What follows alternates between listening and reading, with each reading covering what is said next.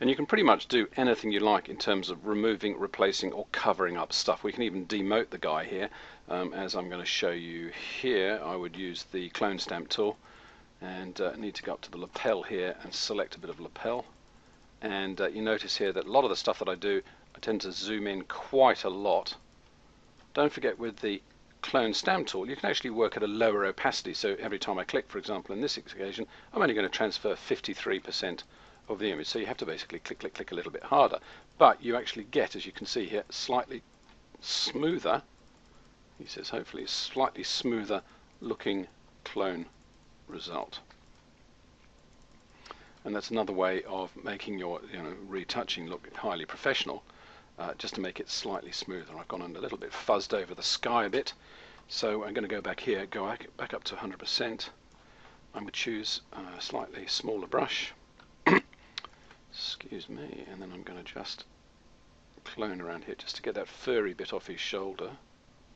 There we go, and go back to 0, and pretty much got rid of his rank, which I'm sure he's going to be totally unhappy about.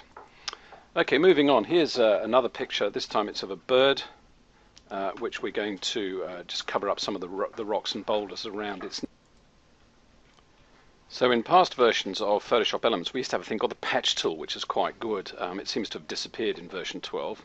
Bring it back. But what I will say is you don't really need it, simply because we can select a lump of the ground using a selection tool. Dead easy. And I'm going to use a very simple one. I'm just going to use, actually I'm going to use this one, the quick selection brush, simply because I want to do it very quickly. And I'm going to select a chunk of ground like that, because I want to cover up that big rock in the opposite corner. So I've selected it just approximately, and I'm going to use the edit copy, edit paste, or Control Command C, Control Command V. And you've hit the right track when it does it, because it appears in the image. You can see a new layer has appeared there, and of course I drag it from the right over to the left. Kind of doesn't really fit, does it? So I need to press Control or Command T to transform it, and then right click, and I'm going to say flip that layer horizontally, so it just turns it around and gets it facing the other way. And then I can just slide it down into place, click the green button, and I've actually added a little bit to the nest on the opposite side. How kind of me. And we've created absolute fantastic sort of camouflage job.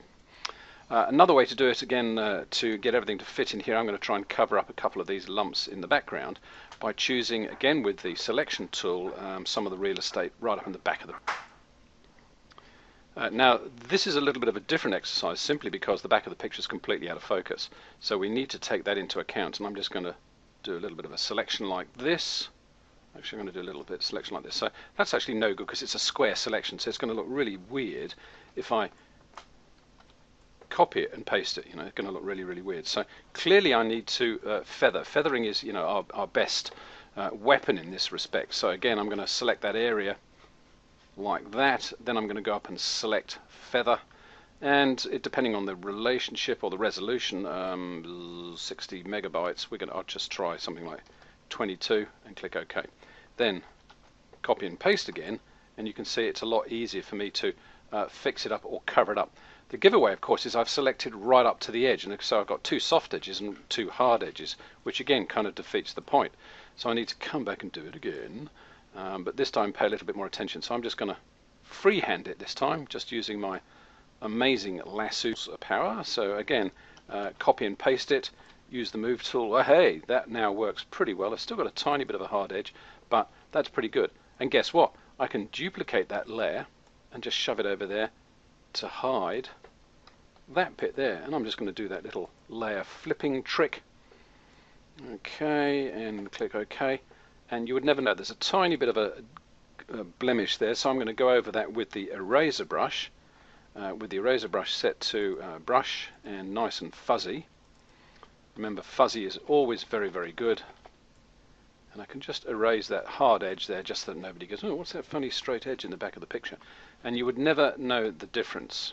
Okay, turn those off, and you can see what we've done here. We've just covered up stuff in the background using a very simple selection, feathering, copying, and pasting. And then finally, to fine-tune it, we've used the eraser tool just to get rid of some of the hard edges which give away the fact that we've been up to no good in the background.